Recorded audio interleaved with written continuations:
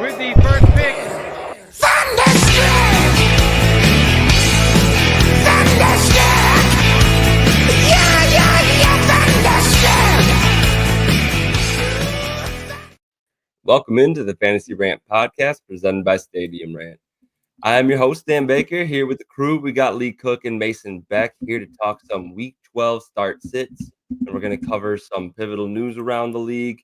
Let's get right into it, boys. Leading off the news, Jonathan Brooks is going to be, at least head coach Dave Cannell says he fully expects Brooks to make his NFL debut this Sunday against the Chiefs. Chiefs, one of the tougher matchups there are. Brooks probably not going to jump into a full workload, whatever that may be. But once he's fully healthy and can handle whatever they want to throw his way, what impact do you see him having on Chuba Hubbard? Do you think he passes him for the RB1? I think it just kind of makes it to where both of them are risky starts. I was honestly at the beginning of the season expecting once Brooks came in, he would be kind of the workhorse. Maybe after a couple weeks, once he was fully healthy. But I mean, Hubbard looks good. They just extended him to that deal. Why would they? There's no reason for them. There's no sign for me that showed why they would use Hubbard. They're just completely stop using him. So I mean, both of them are just risky starts going forward. I'm still going to be trusting Hubbard a little bit, but Brooks, unless you're desperate, I still would not start him. Yeah, I don't think Brooks is startable at all this week in this matchup. Definitely not. We'll see. His dynasty value without playing a single down of football, and everybody knew he wasn't going to play early in the season, has taken quite the hit.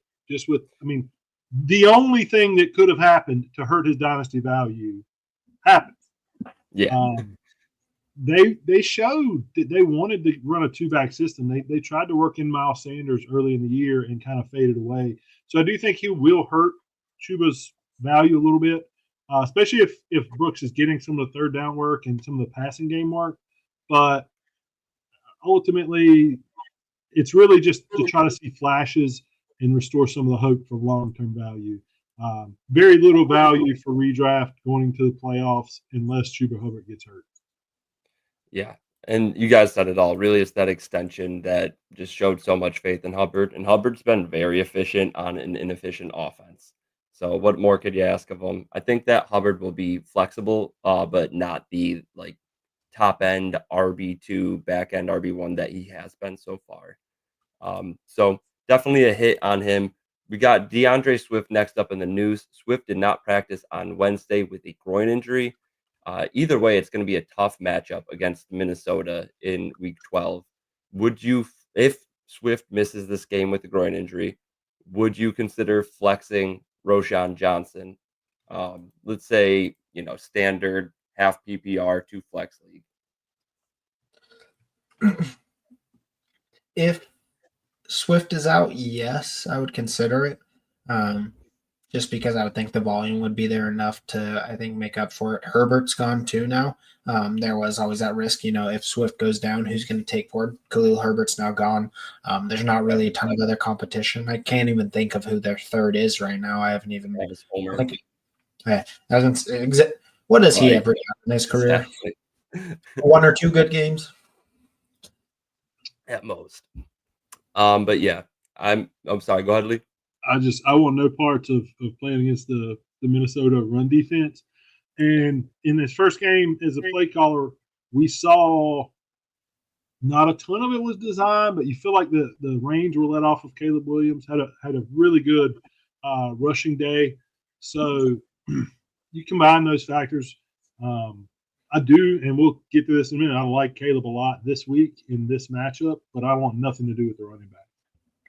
Yeah, it would be a tough one, as is. Roschon would need to fall into the end zone. I will say long term, though, I think that this is going to be Roschon's one of those promising players that maybe you could think about targeting in dynasty leagues.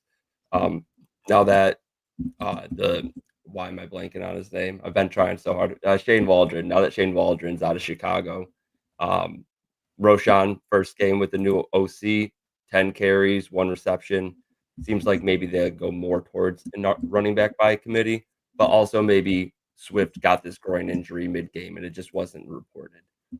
So still some questions there. Monitor the injury report for Swift. Real Last, quick on that, I would say Thomas Brown, and this isn't as much fantasy related, but maybe dynasty value looking towards the future. He's a young guy. He had a little cup of coffee as a replacement OC for Carolina last year. He's in that same position, but he's very young. He's from the Sean McVay coaching tree. Eberflus is fired. If Caleb Williams looks really good and he builds that relationship over this last 7 games of the year, I wouldn't be surprised if he gets the head coach. I mean, that would bode well for them. We need to see these wide receivers do what they were brought in to do, and so far it has not been that case. So last on the running back docket here, we got the Raiders running back. We got Alexander Madison nursing an ankle injury. Zamir White's dealing with a quad injury. Both missed Wednesday's practice. They have a tough matchup going up against Denver this week. Probably not going to see the Raiders in positive field position most of this game.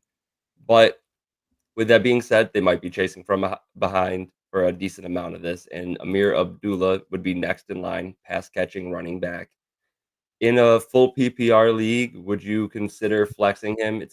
Keep in mind, boys, it's a 6 teams on bye this week, so a little bye apocalypse. Would you guys consider flexing Amir Abdullah? How about this, Amir Abdullah or Roshan Johnson week 12 if both starters miss? Why am I blanking on who they play this week? Denver. Yeah, Raiders against Denver and Swift against Minnesota. Both. Okay, yeah. It's not going to be a good game for the Raiders. Sit everybody but Bowers. Abdullah, a lot. For the pass catching work? Pass catching work, the Denver defense, especially the secondary, has been very good. So naturally, you think that's going to lead to more, or I would think that would lead to more, dump offs. And if both of the guys are out, like I said, I want no parts. I don't see where Gardner Minshew is going to take away much of the rushing game from Abdullah, where Caleb Williams will likely get I would say Caleb Williams gets against that run defense, 30 to 40% of the rush yards are going to be from Caleb Williams this week. We got a question here coming in. Purdy versus Green Bay or Darnold versus Chicago? That is another tough one. I do think that I would go Purdy versus Green Bay. Right now, we're going to talk about Purdy in a moment. He's got a shoulder injury, but it's day-to-day with shoulder soreness. He should be good to go. Big game this week, especially with San Fran dropping that to Seattle. Now they have the worst record in their division. They're sitting at the bottom of it, although 3 teams are 5-5 and the Cards are 6-4. But this is a huge game. And the one area that Green Bay is susceptible is the tight end position. George Kittle full practice today. He says that he fully expects to play week 12. I think that's the key matchup for them. And, CMC's 2 weeks recovered. He's going to get some easy dump offs that takes Purdy's numbers over the top, whereas you're not getting as much of that from Aaron Jones these days. Yeah, I mean, this is, again, there's been a little bit of tease because I'll cover this in my start sits, but Chicago is one of the best defenses against quarterbacks fantasy-wise in the league. I believe they're top 3. Purdy would be the easy start in this spot for me.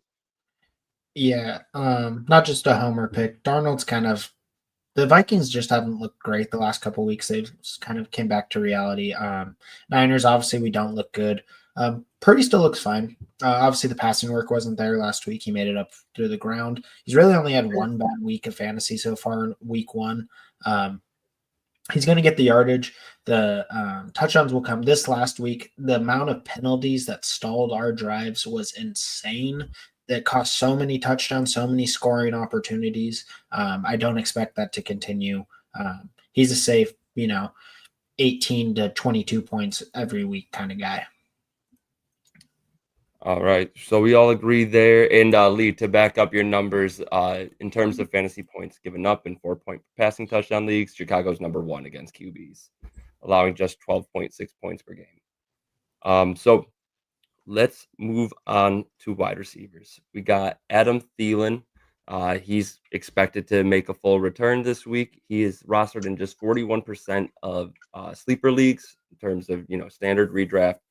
Do you think he's worth rostering? Would you pick him up right now? And if so, would you play him if he shows he can at least give you, I don't know, let's say he goes 6 for 60 yards. Are you playing him next week? Against the Chiefs, no.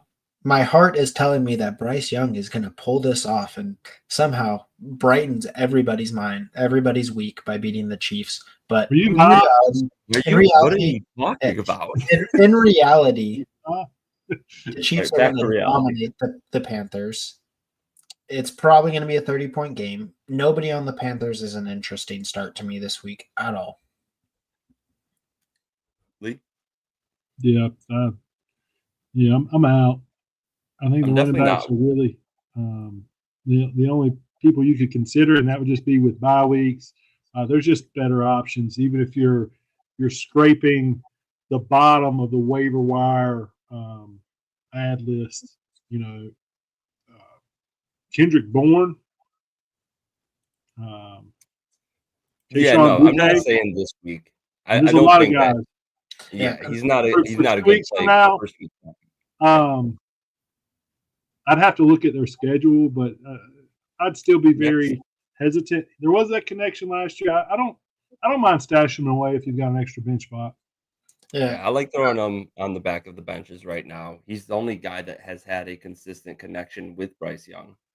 So they're going to be trailing. Next few games are against Tampa Bay, Philly, Dallas, Arizona, and Tampa Bay again to close out the season.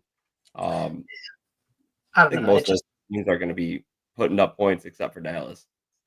It's just, to me, Bryce Young has only ever had 6 games in his career where he's thrown for over 200 yards. Thielen was getting a lot of receptions last year. Legette's there now. Jalen Coker's even worked his way into a role in the offense. David Moore's getting in there sometimes. Jatavian Sanders. We even got Chuba's doing great this year, and then Jonathan Brooks coming back for a offense that does not provide a lot of passing yards. There's nobody that's a standout target. Everybody is a risk going forward on this team. Yeah. I just think that he offers something that the other receivers there don't have, like a savvy vet that knows where to be. But we'll see. We'll see how it goes moving forward. We got next up Mike Evans also on track to return against the Giants this week. Calvin Ridley missed today's practice with illness, but head coach Brian Callahan expects him to be back in action for Thursday's practice. Jordan Addison left last week's game in the second half with leg cramps, but his head coach expects him to be back in the lineup for week 12. That's going to bring us over to the tight ends. We got Jake Ferguson. He has a concussion. Said on Tuesday that Mike McCarthy said on Tuesday that Ferguson will be hard pressed to play Sunday against Washington. It's a short turnaround with them playing on Monday. Don't think that he's going to be making this one. If he doesn't, with 6 teams on bye this week, is Luke Schoonmaker a streamable tight end? No. Cooper Rush. Enough said, I guess. Lee, do you agree with that? Tight end premium. If you're real desperate, Washington hasn't been great against tight ends. I'd rather not, and there's a lot of guys. I mean, even obviously Johnny Smith had a really good game last week. Taysom Hill had an incredible game. Those guys are probably picked up yesterday. I know Hill's on bye. Yeah. I'm just trying to think of some other examples of guys. Will Disley. I would certainly rather start Will Disley than Schoonmaker. Yeah. Will Disley has been pretty consistent. I'm going to just jump in. When we look at, because Dak's missed 2 weeks, right? This can, yeah. It's been more than that. Yeah, the last basically 1.5, but yeah. I mean, when we had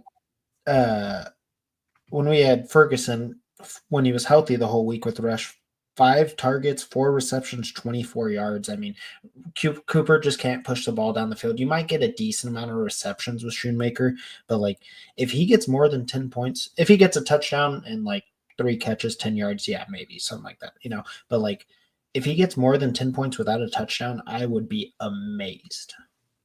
Since really quickly before we hit this question, he got 10 targets, 6 receptions, and 56 yards. To your point, Cooper Rush can't push the ball downfield. So I think that Schoonmaker would be desperation. Obviously, no one's looking to start him. But if you're desperate, he's going to be the guy that's left on waiver wires or free agency that you could still probably go get.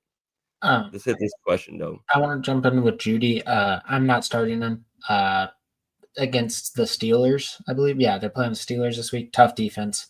I think Winston's still going to push the ball down the field enough. I just don't see the Judy consistency with necessarily what we've been getting the past. Like he's not going to do what he did last week. That long ball play, definitely did boost. What was it, like a 80-yard touchdown or something like that? Yeah. He's not going to get it again, probably. Yeah, I mean, not to give too many spoilers away, but you guys keep on hitting on the guys we're talking about later. Jerry Judy's going to come up in the starts and sits, and he's not a start. He's going up against Pittsburgh, and the big thing here, Browns play Thursday night in Cleveland. Forecast looks terrible. High winds, going to be raining all day long, and at the time of the game is 38 degrees. So that on top of Pittsburgh being the 6th toughest against wide receivers for schedule adjusted, that is a recipe for a bad game, in my opinion. I'm staying away from him. He's going to be matched up against Joey Porter Jr., who's having a pretty solid year so far, to be honest. Dude, obviously represent hometown boy. Love me some Joey Porter Jr. and his dad. Respect. But yeah, no, I mean JPJ looks great this year, so I don't. Judy's not elite where I think he's going to be able to necessarily stand out against this good Steelers defense. So I want to disagree, but just a tiny amount. So Pittsburgh's a terrible matchup. The next 4 games, really, he's got Pittsburgh, Denver, Pittsburgh, Kansas City. That's pretty brutal, and that gets you all the way into the playoff semifinals. You could stash him on your bench, assuming Jameis doesn't get hurt or removed from the NFL. Cincinnati in your playoff semifinals, depending on the makeup of your lineup, injuries that may have occurred, I think he's a pretty solid flex play come week 16. He's definitely a dart throw. He could give you nothing. I mean, he could goose, but he could give you a solid 80 to 100 yards and a touchdown on 5-6 catches. And then he ends the season with Miami. Miami's defense it's hard to say because of the numbers. Their offense was so bad without Tua. You don't know if it was their defense playing well or teams just didn't have to score on them. But I don't think they're a particularly scary matchup. And that's the one thing I would really be scared of, Judy, is he gives you that big week 16 against Cincy. You plug him in, you're in the championship, you plug him in, and then he gooses in the championship. So, obviously, I think if he can produce even decently over this next 4-game stretch, he's going to be a guy you want to start week 16 with nothing else. Week 16, I agree, but it's like every other week. They agreed with me and Dan. We obviously debated. Right. It's a bench, but then we got another question. Is Aaron Jones waning? I kind of feel like it. He's kind of starting to fall off a little more. I mean, I touched a little bit earlier. The Vikings in general are kind of falling off. They're more coming back to the reality of what we thought they would be. Aaron Jones is still going to be at the worst a solid RB2 the rest of the season, just off of the workload as long as he stays healthy. There's going to be some ups and downs with him going forward. Yeah. I mean, he got the hip injury in week 5, and then he had a rib injury in week 10. Since week 10, we've seen Cam Akers get more involved. Aaron Jones still has a decent amount of volume, 17 carries and 15 carries last 2 weeks, and then 2 receptions and 1 reception. That's kind of where his fantasy value has dropped off, is in the receiving work. But yeah, Cam Akers, He's got 13 carries and 10 carries the last 2 weeks and 1 reception and 2 receptions. So much closer to an RBBC now. And maybe that changes if Aaron Jones fully recovers but I do think that it's going to be tough sledding. You don't expect what you got in the first 9 weeks. Yeah, I mean, I would just say I would kind of agree. He's an older guy. He's been injury prone. We've seen him get banged up. I would say the Bears defense is more of a run funnel defense. Their pass defense is really top tier. Their run defense is middle of the road, and that's really how you have to attack them. So in this matchup, I think he's probably a start unless you have 2 to 3 really good options over him. Agreed there. Don't hear what I'm not saying. He's definitely still a start. Like Mason was saying, probably RB2 rest of the way. All right.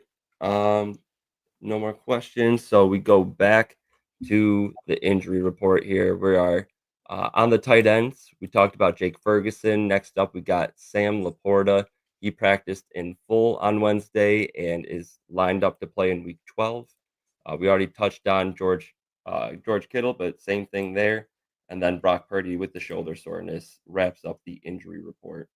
I've got a question on one of those. Yeah. Just to see what you guys think. I think obviously for the position he is, where would you put Sam Laporta if we're ranking the top 5 busts of the 2024 fantasy season? How high does he go? Look, hold on. In Dynasty, you're saying Dynasty rankings? Or redraft. Rankings for redraft. Redraft.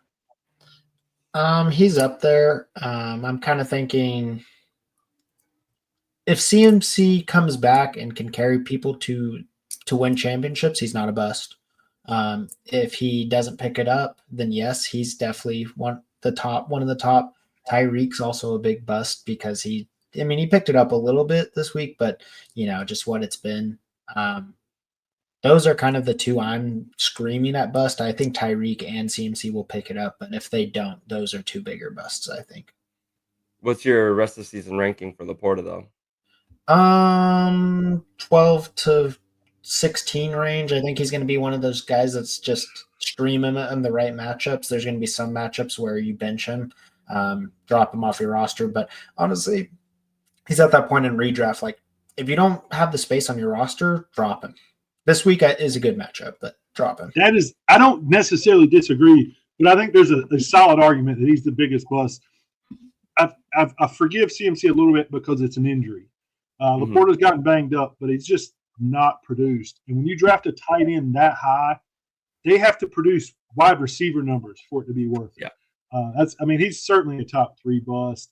And just for Dynasty, it's scary. I've got a couple of Dynasty teams where I got him late 2nd round last season and thought I'd just, hit the lottery. And now it's like, you just got to ride it out and hope things change. But Ben Johnson leaves. For Dynasty, Ben Johnson, very well, he's going somewhere to be a head coach, possibly. Whole new offensive coordinator. There's just so many weapons on that offense that it's a scary proposition because looking back, the touchdowns were certainly going to regress. You were hoping he would make up for it in volume, and the volume has regressed as well. So it's a scary proposition going forward in Dynasty too. Yeah, in Dynasty, there's 2 leagues actually where last year I was feeling very competitive and I needed the tight end position. That was my big weakness. So I spent my 1st and 2nd round pick on Kincaid and Laporta. This offseason, I traded away Kincaid because I was like, Laporta's my guy. Don't need 2 tight ends. I'll lock up other positions. And now I'm sitting there like, wow, I am sad because Laporta is there's a couple teams where I'm like, Laporta's going to be one of my big guys going forward. And now I'm like, okay, I might be set back a year or 2 because I committed to Laporta. Laporta was so efficient last year. He was getting peppered with the intermediate targets. And I think if we all knew that Jamison Williams was going to break out the way he has, we all would have had a little bit of hesitancy there. But he's still incredibly athletic and young. I think he is a dynasty target because his value is so deflated. Honestly, let's get into the starts of the week because Sam Laporta is my tight end start of the week. This is more so the matchup. Jacksonville is awful against tight ends. They are 30th in the league. Laporta's coming back from the the That shoulder was last injury. week. Sorry. They played Jacksonville last week. Yeah, Jacksonville was last week. They won like. I'm sorry. I have 52. Indy. I'm looking at the schedule right now. I got Mac Indy Jones written in the notes, so all of the stats are legit. It's 30th in the league against tight ends. They are god awful. We just saw that the Lions can get it done any way they want to, and I feel like getting Laporta involved in a way we know he can be is that last missing ingredient. I mean, they're throwing passes to offensive linemen. Let's get Laporta a couple targets, So fully healthy. I do think that the Colts can keep it interesting enough for a little bit in this game, to the point where the Lions will have to throw the ball into the second half, but we'll see how that goes on the back half.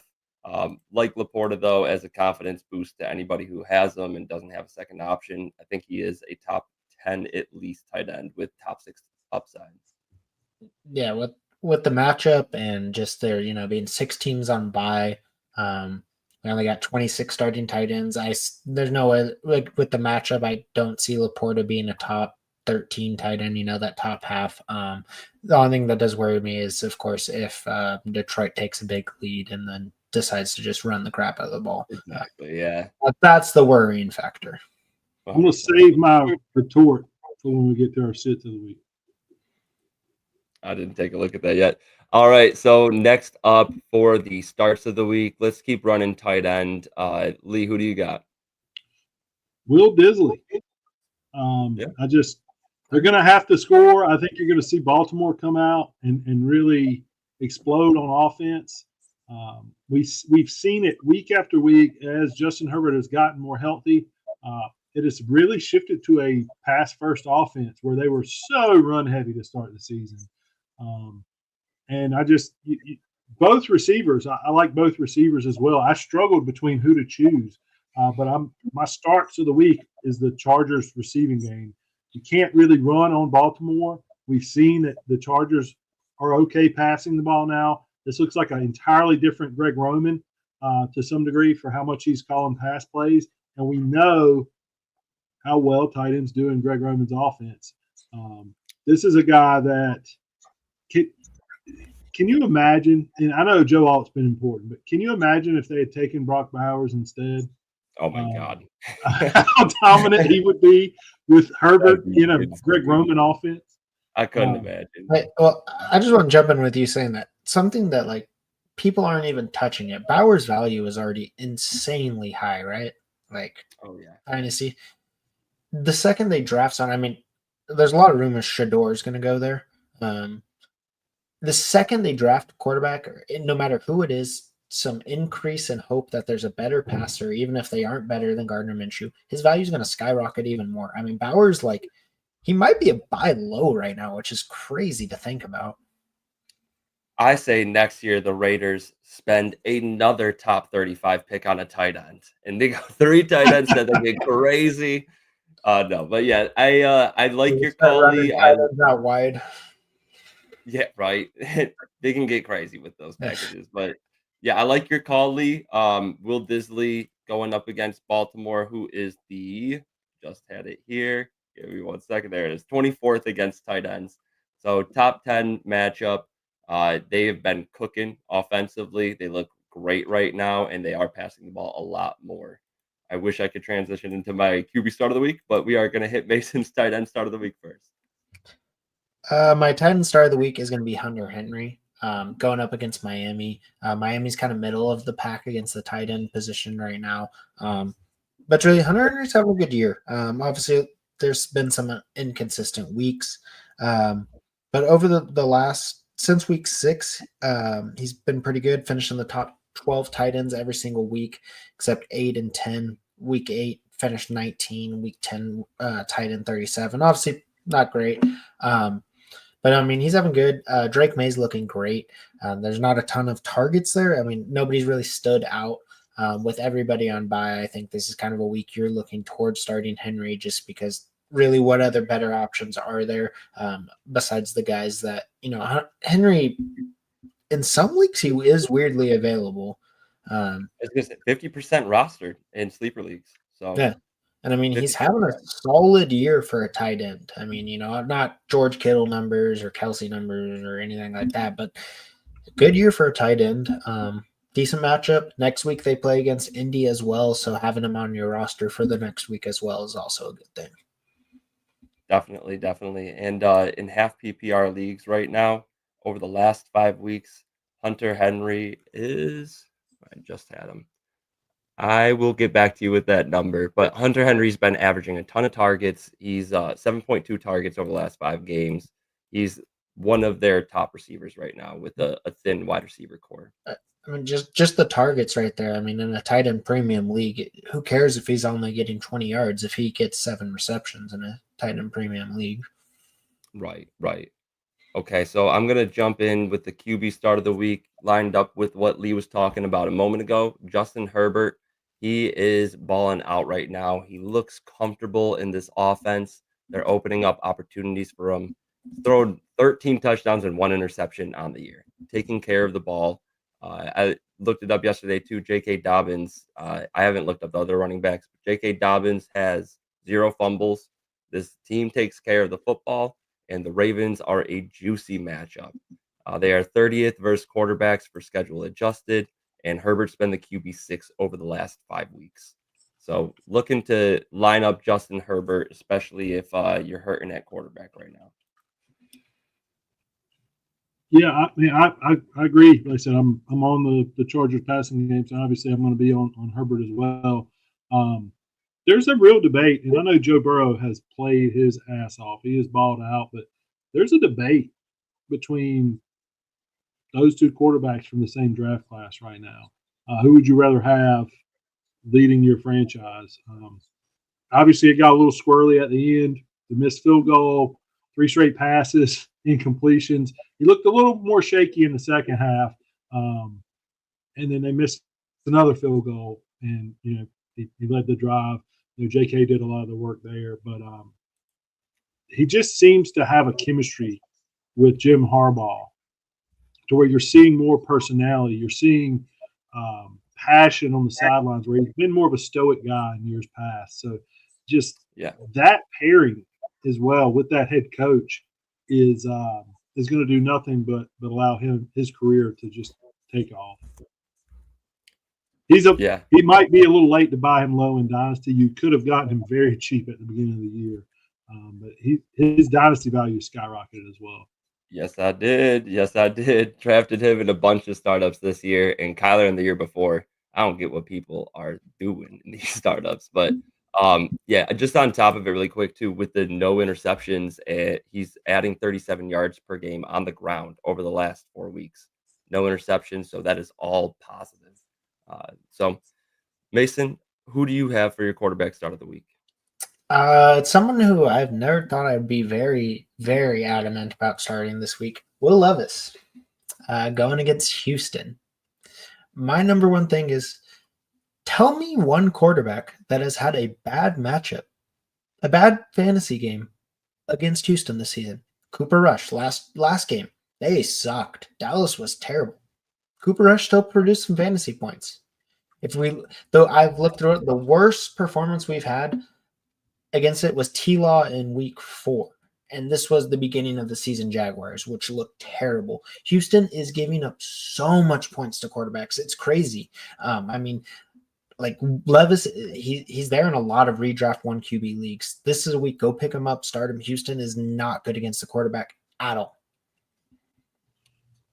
I'm not touching him in a 1 quarterback league. There's just too many other options for me. And I will say with the Cooper Rush thing, Cooper Rush looked absolutely freaking terrible. There probably would have been if it's a -2 interception league, there should have been like 6 to 10 less points if they would just catch the damn ball. But I hear you. I mean, I could see him having a good game, but he's too risky for my taste in single quarterback leagues. But in the leagues in Superflex that I have him, I'm putting him in a lot of spots over some guys. I would start him over Sam Darnold this week. That's ballsy. I do. I mean, I was looking through it. I did see a few more games where Caleb Williams put up 9.4 fantasy points against Josh Allen had just 14.6 in week 5, and then Goff a couple weeks back had 12.8. Yeah, So but you also got to think Goff still produced a lot. Like that amount of points with 5 interceptions, that's still a solid fantasy week. Like it is those 5 crazy. interceptions Yeah, aren't going to happen. would have had 22.8 points if he Yeah. didn't throw 5 I mean, interceptions. I had a few bucks on the Texans. I felt really good about it, and then they just kept dropping interception after dropping interception. The And they had that Texans one are big the most pass. fraudulent team. Well, maybe the Niners. Niners might be the most fraudulent team in the NFL right now. But besides that, Texans might be like the second biggest frauds in the NFL right now. Yep, I was just gonna get to that. So, trade question coming in, trade away. And if you get to this, what is it? Perico? Sorry if I messed up your name. Let us know what format you're in right now. Redraft, Dynasty, PPR, whatnot. Superflex as well.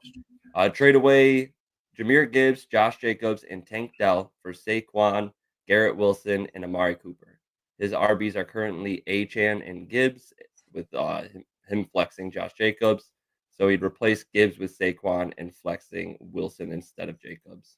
I don't know if that's the full RB depth chart. If you don't have any more depth than that, then definitely keep the depth that you have right now. Yeah, wide receivers are Lamb, Justin Jefferson, and T. Higgins. I mean, definitely a little bit of a step up getting Garrett Wilson, but I think the more Devontae is there in New York, the more it's going to be split between him and Garrett Wilson. Amari Cooper's looked terrible so far in his time in Buffalo. Saquon's obviously the big hitter here, but Jameer Gibbs is enough of a threat and has one of the best schedules coming up for the rest of the season. Right now, Lions have the 4th best schedule moving forward and no bottom half defenses or top half defenses against RBs. Yeah, I'm not doing this at all. Saquon's got games against Pittsburgh and the Ravens coming up, either right before or as you get into the fantasy playoffs. I'd rather have Gibbs than Saquon for the rest of the season. And I know Saquon has played phenomenally, but to me, I just, as Dan just said, the matchups are better for Gibbs. The other thing is Josh Jacobs has quietly been playing very, very good football the last few weeks. His production, he had quite a bit through the air as well as another good game on the ground. Wide receivers are going to be, if catastrophic events occur and you need to replace a wide receiver, I'm much more comfortable pulling one of those guys off the waivers. If I can have Gibbs, Jacobs, and Achane as my starting 3 running backs going into the playoffs, I feel like I got a really good chance to win the whole thing, win the championship. He also said he's got Tracy and Chubb. That helps. But yeah, I'm still not. I think Saquon is. I think he is going to be a little better than Gibbs. I don't think it's going to be a catastrophic difference though, where I'm going to make that thing. Garrett Wilson, Jets are just, they're crumbling. I mean, all the reports today of Rodgers that we heard going around are just nuts. We don't even know what's really going on there. There's going to be some inconsistency going forward with Devontae there. Amari Cooper, same thing. A lot of inconsistency. Garrett Wilson and Amari Cooper in playoffs might be guys you're not super confident in starting every week. Dell's the same way, but I mean, right now I'm feeling the exact same comfortability starting Tank Dell as I am Amari Cooper. Who knows? I'm probably a little more confident in Dell to be consistent, but I mean, it's not that big of an upgrade to be giving away RB depth and wide receiver and Dell who can pick it up, even though Stroud's sucked. I'm curious if you're still listening. I'm assuming you are since you responded. How many keepers? Because I've got a question for the crew that kind of goes away from your initial question. How many keepers? 2, 3? Yeah, well, what are you saying? Keep Garrett Wilson? No, I'm saying he's got Lamb, Justin Jefferson, and let's assume he doesn't do this trade and he has Gibbs, and you've got 2 keepers. That's tough. Who? I'm keeping JJ and Gibbs in that spot, and I'm letting Lamb go. Yeah. That's not an easy decision by any means. 100% though. Yeah, you got to put JJ and Lamb and just dominate in the wide receivers going forward. I think that's just, you have two guys that were the top two wide receivers this year. Well, Tyreek as well, but two of the top wide receivers, and they will be going forward no matter who CD's quarterback is. He hasn't been though. He hasn't been. He had a decent game with Cooper Rush, but he has not been a top wide receiver this year. Oh, one keeper. You got to go, JJ. Oh yeah, you keep JJ. Then no matter who his quarterback is, he's going to get points. Yeah. All right. So let's get back into the start sits. Next up, we have Lee with his quarterback start of the week. Yeah. So for me, I've said it. I hinted at it. I like how Caleb Williams looked last week. First week of Thomas Brown calling plays. Minnesota is not, especially if Swift's out, but it doesn't. If he's playing, they're a very good run defense. That where you can exploit them is at the cornerback position. They have been a top 10. I think they're right around the 10 mark for points allowed to quarterbacks. However, it just, like I said, I think we saw a step forward. If he's willing to run the ball and give you that 50 to 70 yards rushing with what he should be able to do through the air, especially, I don't know, I'd start him over Darnold. I know I keep going back to Darnold. I'd start him over Darnold this week. But I think he's an easy start in Superflex, and depending on your bye week situation, if you were a Trevor Lawrence owner, I mean, there's a lot of spots where I would pick him up and start him. I would start him over Will Levis. Yeah, I'd definitely start him over Will Levis. I mean, you guys should make a little side bet. Mason, would you start Levis over Caleb Williams? Yes. I hate Caleb. Dude, Caleb sucks. Let's line it up. Caleb versus Will Levis will go with 4-point for passing touchdowns for week 12. All right, Lee, what are we putting on this? It's me and you. When it's me and you. So if I win, you have to wear a hat on next week's episode. And if you win, I will not wear a hat on next week's episode. Dude, I always wear a hat. Mason wears hats like almost every episode. I would like to see the hat make a comeback. Is all I'm saying. Damn, dude, we need to get him a goofy hat. All right. We need to find some goofy hat and like overnight it to Mason. All right, so let's get on to the running backs here. I have Kareem Hunt as my running back start of the week. I know Isaiah Pacheco. All the news is he could be coming back in week 12, but Andy Reid has not committed to that. He was saying that he hopes that he can come back. He was saying that, and one other Chiefs player, I'm blanking on it right now, but he did not commit to it at all. Pacheco just fractured his tibia, not that long ago. It's been 8 weeks, and they opened up his practice window last week. But the Chiefs have one thing on their mind. They have getting back to the Super Bowl and winning that thing. So what are they going to do? Rush Pacheco back in against the Panthers? No way. They're going to let Kareem Hunt take this while Pacheco eases back into it. I think Pacheco gets at most 5 to 8 touches on the game, and that Kareem Hunt probably one of my if he gets the workload like I think he does, probably my favorite for a 2-touchdown game of the running backs. Yeah, I mean, just with the matchup, it's good. Pacheco, if he does play, I like I said, like you were saying, not much work is going to go his way. Chiefs are a 9-1 team. They're not they're not worried about a game against the Panthers. Right. Like, why would they risk Pacheco? Chiefs are at the point in 1 or 2 weeks, their eyes are on playoffs. I mean, their eyes already are on playoffs, with a team like that. But yeah, they just want to don't care about this game.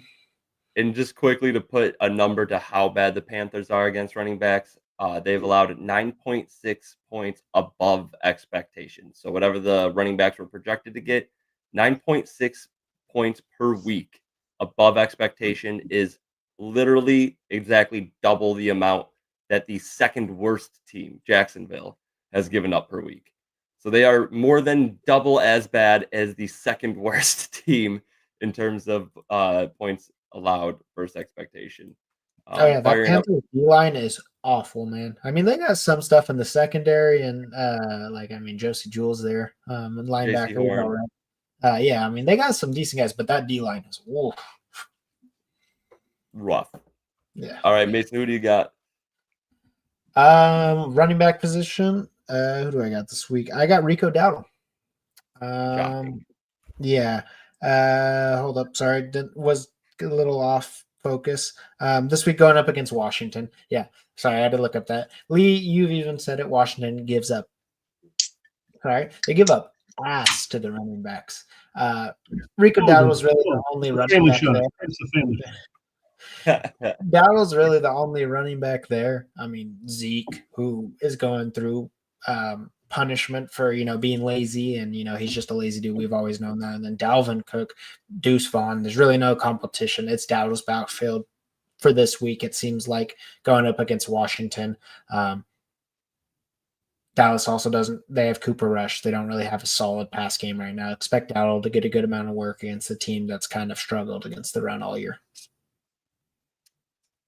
Yeah, I think he's going to get dump offs, and that'll make him safe enough. But we haven't seen it in a couple of weeks. Lee, who do you got for your running back start of the week? So one, just a quick rebuttal. The run defense has gotten better, and they were containing Saquon Barkley up until a minute and a half stretch where he scored 2 touchdowns and had 80 yards rushing.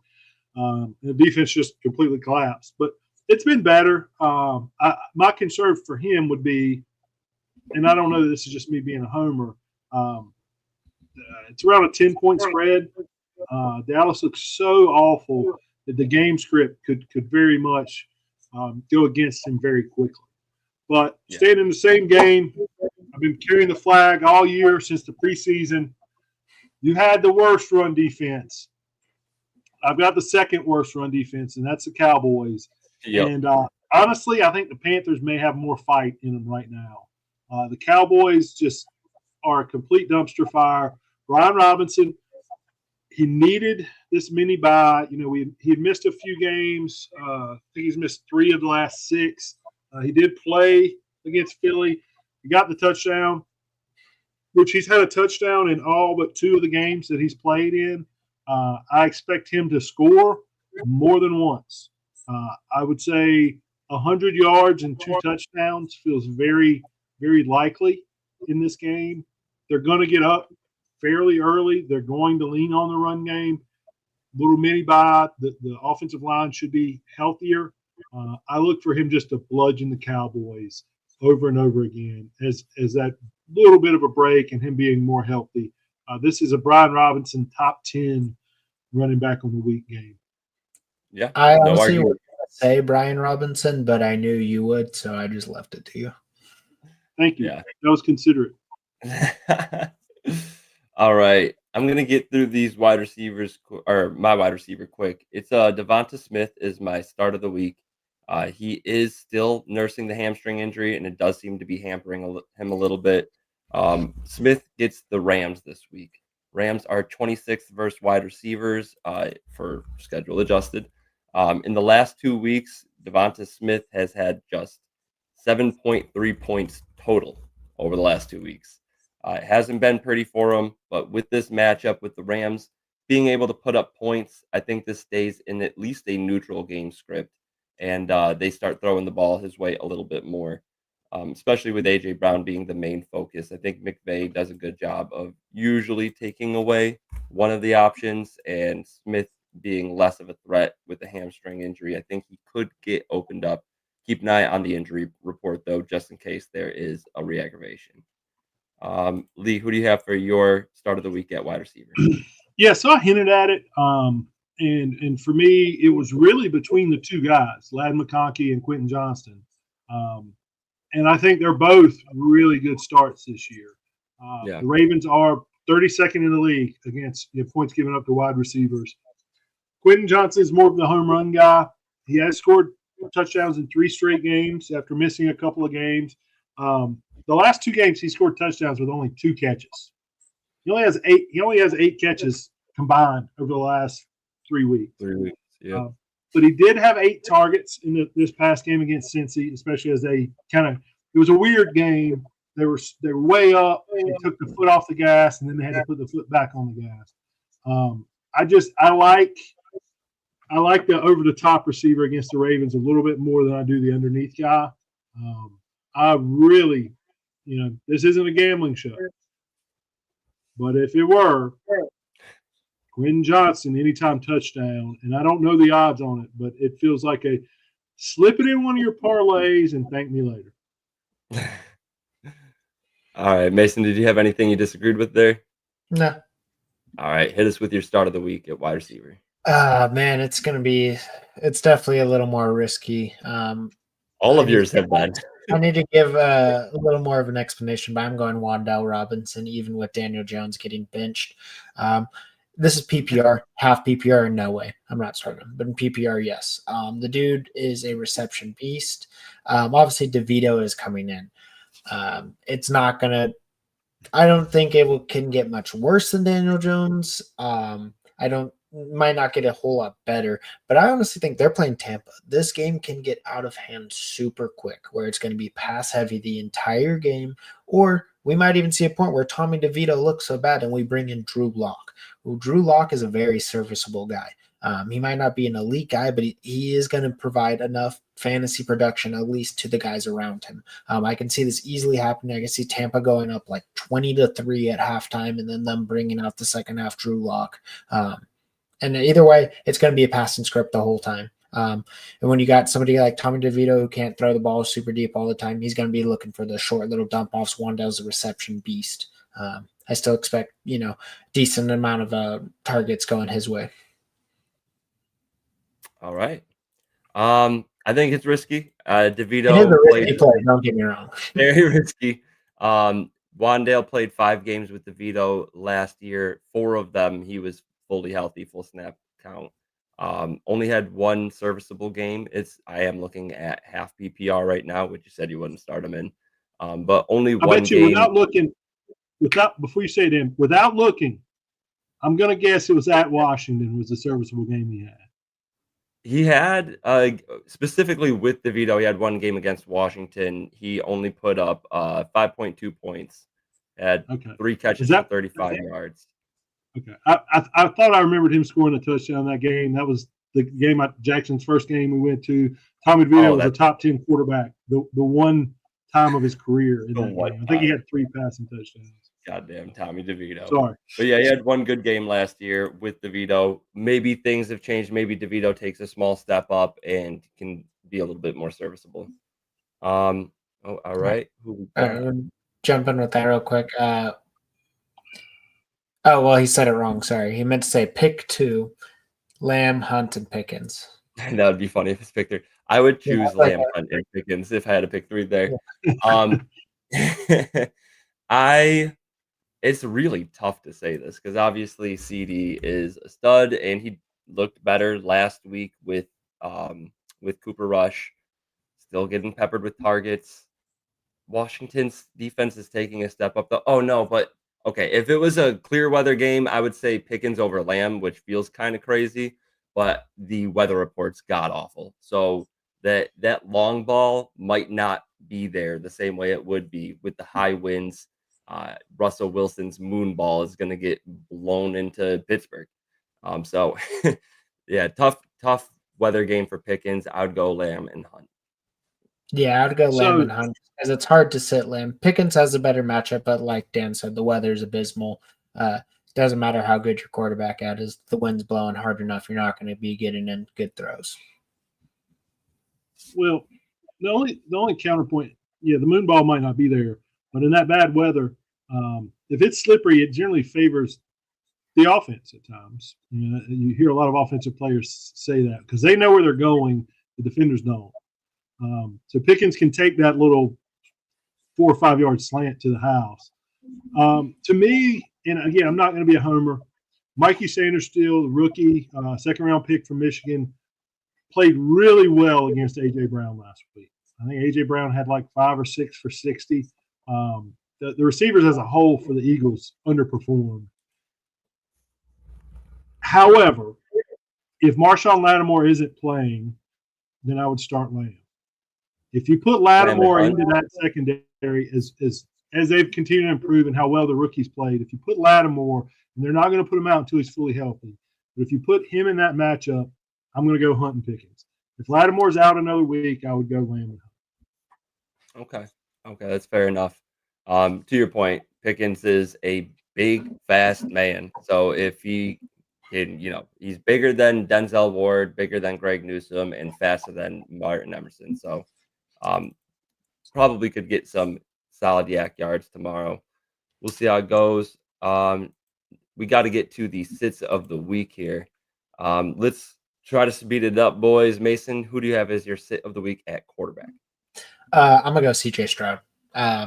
Tennessee's been a tough defense against quarterbacks this year. CJ Stroud's looked bad the last 5 or 6 weeks, whatever it's been. I don't have the numbers exactly in front of me.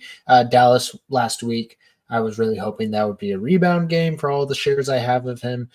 Dallas has struggled against quarterbacks, but that kind of signified for me CJ Stroud is a sit going forward until he proves me wrong. Obviously, in 2 QB leagues, it's hard to sit him. But in 1 quarterback league, look elsewhere. Stroud is struggling. Yeah, hasn't topped 12 points in the last 5 weeks. All right, Lee, hit us with your quarterback. I'm going to disagree real quick. I would start Stroud this week. Sorry, Dan. I would start Stroud. Tennessee's actually, they've been decent on defense, but their offense doesn't do anything. I think that's a top 12 matchup against Tennessee. With Nico Collins back, I would certainly start him over Will Levis if that's our bar. I was just going to bring it up. Mason, start of the week or sit of the week. You got it. Yeah. I feel like you have to go Will Levis here. Yeah, no, I mean, I literally, Will Levis is my start of the week and CJ Stroud's my sit. I looked at this game. It was one of the first games I looked at and was like, wow. One quarterback's going to have a great game. One's going to have a bad one. This is going to be fun. It's going to be fun next week. All right. So I'm going to be eating that mayo. Lee, who is your quarterback sit of the week? So this guy had a pretty good fantasy day against Tennessee last week, 27 points. But I'm sitting Sam Darnold. I've been dunking on him the whole show. The Bears are the number 1 defense against quarterbacks in the league. If they're going to have success against the Bears, it's going to be running the ball. And I do worry that the Bears another just heartbreaking loss. They may just quit at some point pretty soon, but I don't think it's this week. And the Minnesota offense hasn't looked quite the same. He's had a couple of good weeks. He had a bad week against Jacksonville, but I think we get a pumpkin Darnold week this week. Okay. Yeah, I don't mind that at all. It's not the easiest of matchups, so I don't mind that. And I have Matthew Stafford as my sit of the week.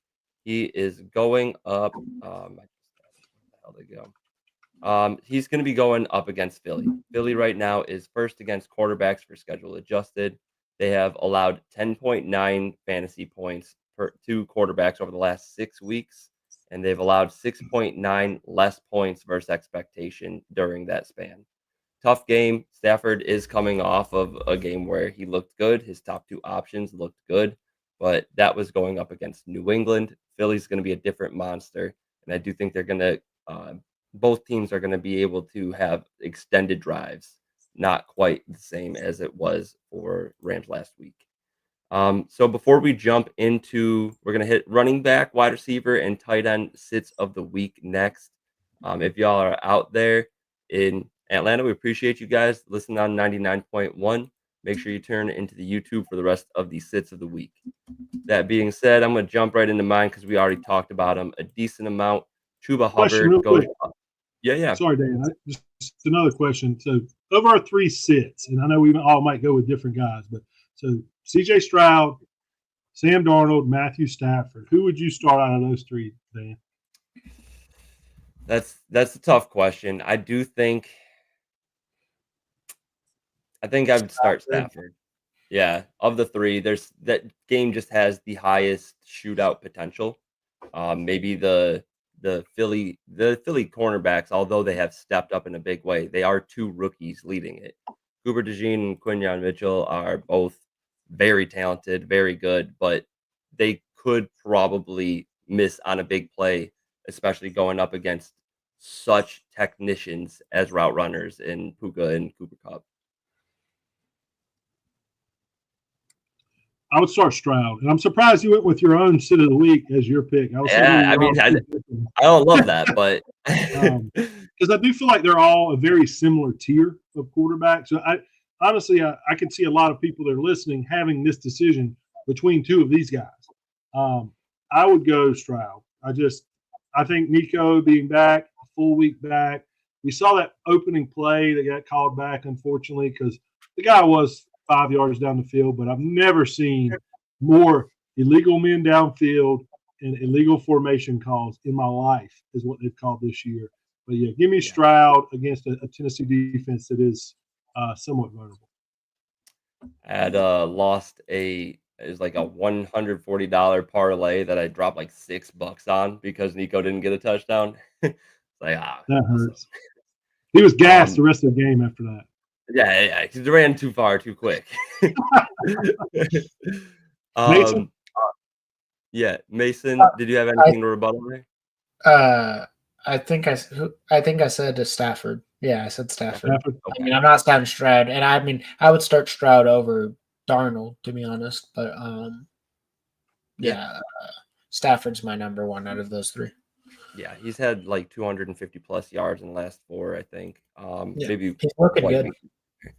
But so I'm just gonna hit my RB sit of the week because we already talked about him a decent amount. Chuba Hubbard, with Jonathan Brooks returning to the lineup and them going up against the number one defense against running backs right now. I'm sitting Chuba Hubbard. KC has held opponents to 8.6 less points versus expectation. That is 3.2 points more than the second best team, the Vikings. So again, one of those teams that are not only top of the league, but far outperforming the second best. Sitting Chuba Hubbard. Yeah, right. I mean, I said sit all of Carolina. Yeah. All right, Lee, who you got for your RB sit of the week? Staying in the same vein, I mean, this is the 5th ranked defense against running backs. When I look at it, and it may be slightly different, but about 3 more points a game than what the Chiefs allow is the Detroit Lions. I'm not starting Jonathan Taylor. I know Richardson had his best game as a pro last week, so that is encouraging for just overall, what does the future hold? But in that game where Richardson looked as good as he's ever looked,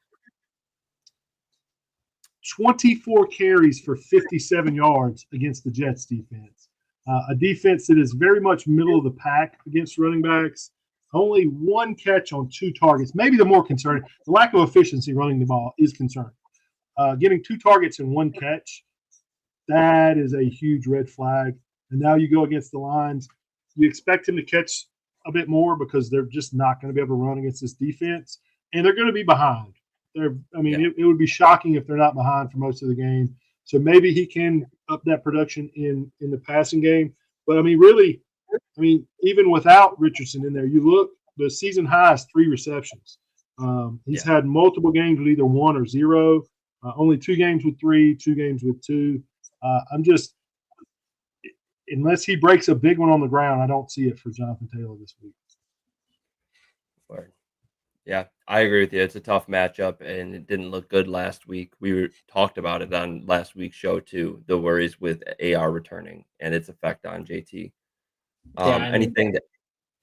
Just the risk of AR being in there. Obviously, he's going to run the ball. There's going to be more run design plays towards Richardson. It's going to take away a couple more touchdowns from him from Taylor the rest of the season. So that hurts. Yeah, Mason, your RB sit of the week. Nick Chubb looked very inefficient. Obviously, coming back from that injury, we weren't expecting the numbers we've seen. But yeah, he really hasn't looked efficient, hasn't got back to the workload we've wanted him to. He's also not really there in the passing game at all. He got 3 receptions in week 7. I believe Jerome Ford was out that week, though. I might be wrong. Jerome Ford is the receiving back going forward. Chubb just doesn't really seem like he has any upside. You're banking off of a touchdown from him right now. He doesn't look like that guy we're used to seeing. Going against Pittsburgh this week, this is not a bounce back week for him. Sit him on your bench. So Yeah. I don't disagree with you, but who the hell's starting Nick Chubb at this point in the season? Right. Like, That's the thing. There's still some people holding on, man. like, I mean, Right. yeah, I think don't start Ezekiel Elliott this week. I do have him starting in one league, but it's a league Oh. where I have Brees and Bijan, and I already made the move to handcuff them.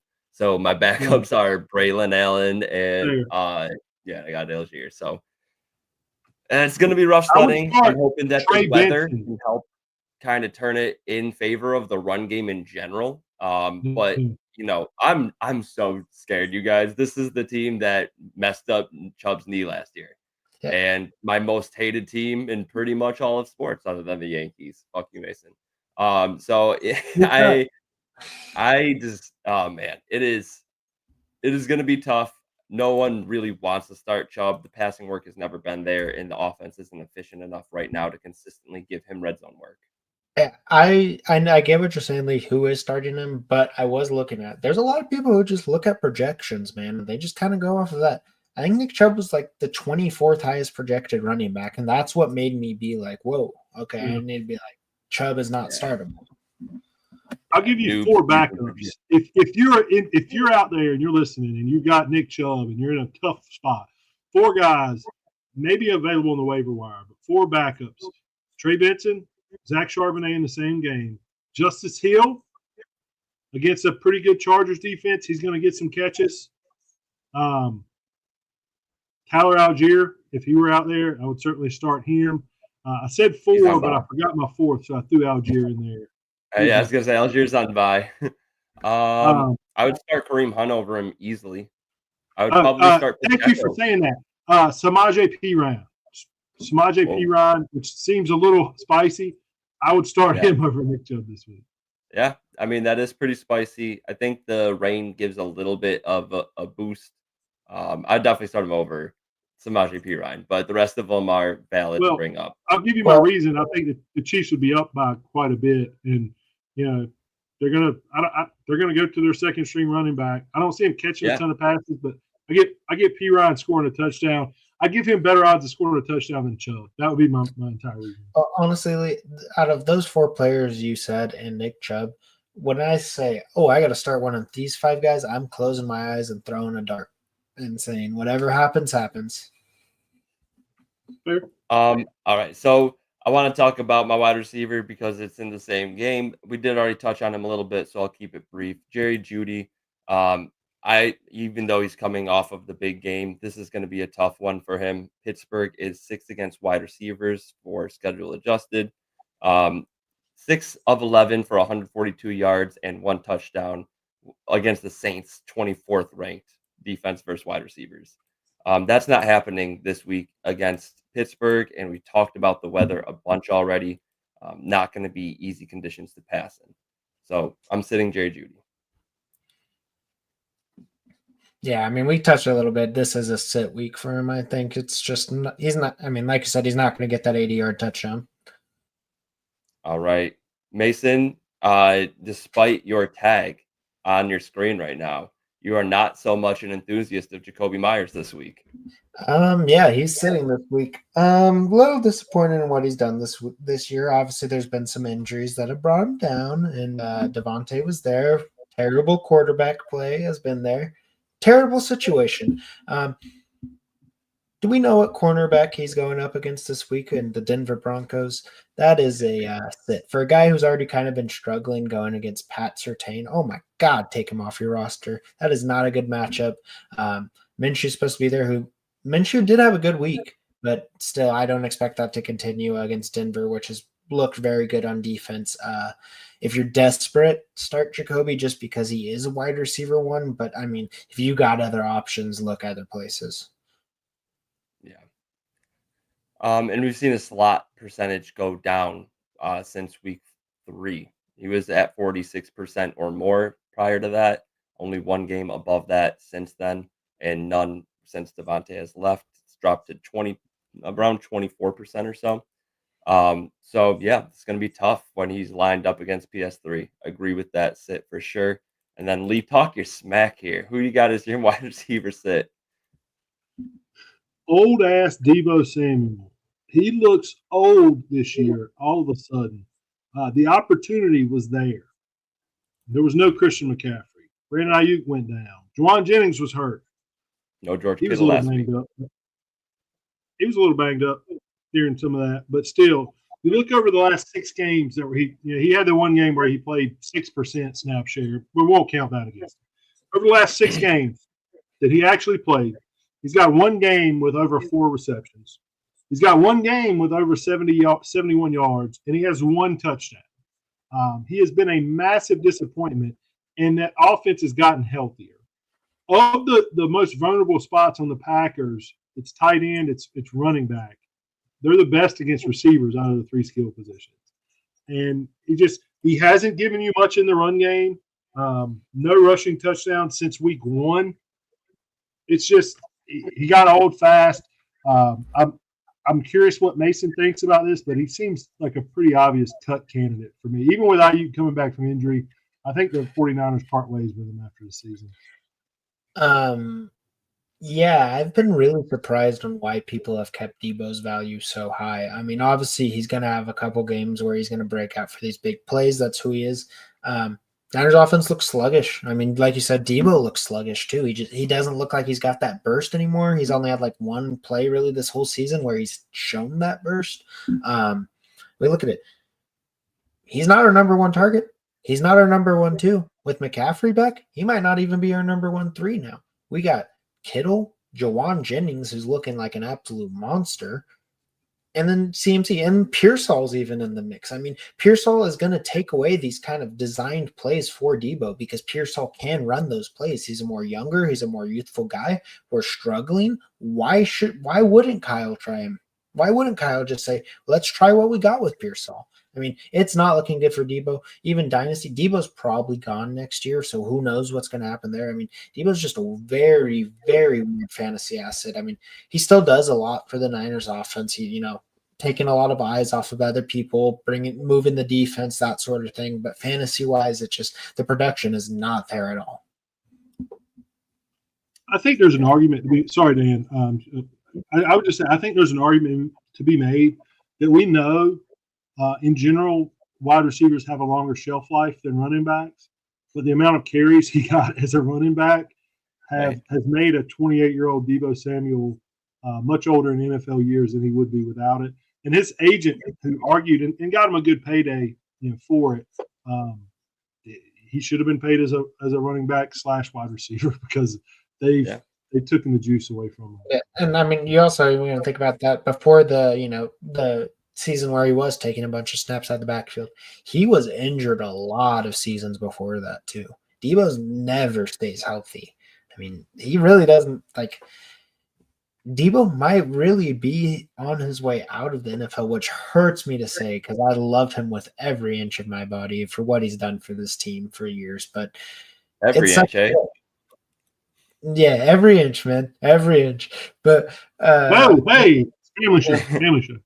But sorry, Katrina, if you're still listening. Sorry you had to hear that. But it's just reality. Debo's doesn't have the longevity of other receivers. It's sad to say, but yeah.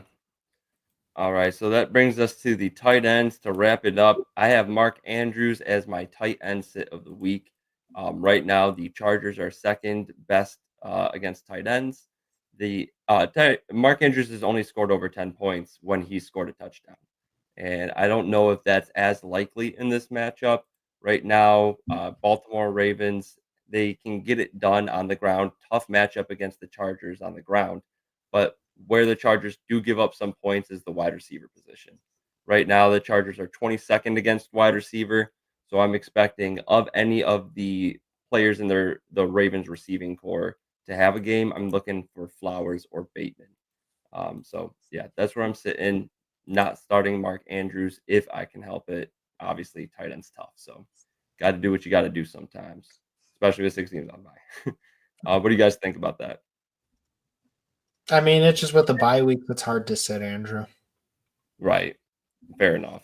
Like you're going to be in there's going to be very few situations where you find yourself like, oh yeah, I'll start someone over Andrews this week.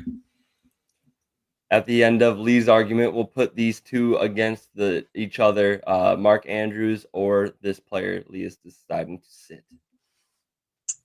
So, yeah, your start of the week is my food of the week. And Yeah, I'm going to Sam Laporta. That was not designed. I was a little late. I honestly didn't scroll over on our show doc, and I just completely forgot the tight end position. So I had to do that a little on the fly. Pretty proud of the Will Disley on the fly. I'm a big Will Disley guy. But I think that the game script is the thing that concerns me the most. How talented this offense is. There's so many times where they don't need everybody. Coming off the injury, did he practice today? Yeah, practice in full. He did. Coming off the injury in a game where you likely won't need him, he's a guy you will need in the playoffs. They have bigger aspirations. They look like the best team in the NFL. This feels to me like it's going to be a very, very heavy Jahmyr Gibbs, very heavy David Montgomery game. And I don't even know. It could be one of those games where Goff throws the ball less than 20 times. I would not be surprised if he had 20 or less pass attempts. And if that game script plays out, just as you said, Andrews is touchdown dependent. Laporta will certainly be touchdown dependent. Yeah, both of them have only scored above 10 points when they've scored a touchdown. So both touchdown dependent. Mason, split the difference. Who would you rather start this week, Mark Andrews or Sam Laporta? I'm gonna say Laporta just because of the matchup. And I think more efficiency. I don't know. It's not what any of us wanted when we drafted tight ends at the beginning of the year. I believe these are the top two tight ends off the board, right? Well, me starting Sam Laporta again this week, all I gotta say is I am ready. I am ready to be hurt again. And McBride actually too. But sorry, can you go on, Mason? No, I'm ready to be hurt again starting Laporta this week, though. I like it. And I mean, dude, against your brand, Jacoby Myers, your wide receiver sit of the week, and this guy at tight end. What's happening, man? There's two guys that I'm way higher on than normal. I must have Noah Fant this week, and obviously Noah Fant's not a top guy or anything, but with 6 bye weeks, tight end's a very stream position, especially this week. There's a lot of people that are streaming tight ends, so you're going to be looking for those more deeper guys. Noah Fant's not coming off injury, going against Arizona. Arizona's not giving up much to tight ends this year. AJ Barner's kind of working himself into that offense a little bit more too, as well. So that's a little worry with Noah Fant coming off the injury. It's just not a good week when you're looking for a streaming tight end. He's not one of your streaming guys. Look towards other guys. And Lee, I'm not saying he's a top 5 tight end normally, Lee. I saw your face. He's not. I'm just saying he didn't not a streaming tight end this week. He's a streaming tight end in general, but not this week. I mean, I feel like you're taking a lot of softballs here, Mason. I feel like you took a couple of crazy ones for the start. And then Jaden Daniels sucks because Jaden Daniels is the worst rookie in this class. Bo Nix for president, Bo Nix for offensive rookie of the year. There's my say things you don't even believe now because you're angry. But don't do that. I'm just saying you're starting guys that nobody's starting. You're sitting guys that nobody's starting. You have at least stayed consistent with the theme. Fant may not play. He didn't practice today. I was just bring that up. You're all right. Don't play Noah Fant. Especially if he's inactive. Yeah, especially if he's inactive. Yes. Check your lineups, even if you're PSA. If you're out of the playoffs, don't be a dick and ignore your lineups. Set your lineups. It matters to the integrity of the league. And I'm talking to a couple of you people out there in my leagues. I'm talking to you. You look like Uncle Sam. Hey, I mean, I'm 0-11 in a redraft league, and I'm still starting that team because if I can kick somebody out of playoffs, well, the season was worth it. We need to dye Lee's beard white and then get that clip right there. We want you to set your fantasy lineups. All right. On that note, that's going to wrap it up for the show this week. Thank you guys for joining and dropping some comments in there. Always happy to address any fantasy questions you have. Feel free to hit us up during the course of the week on the socials. Most of us have our tags here.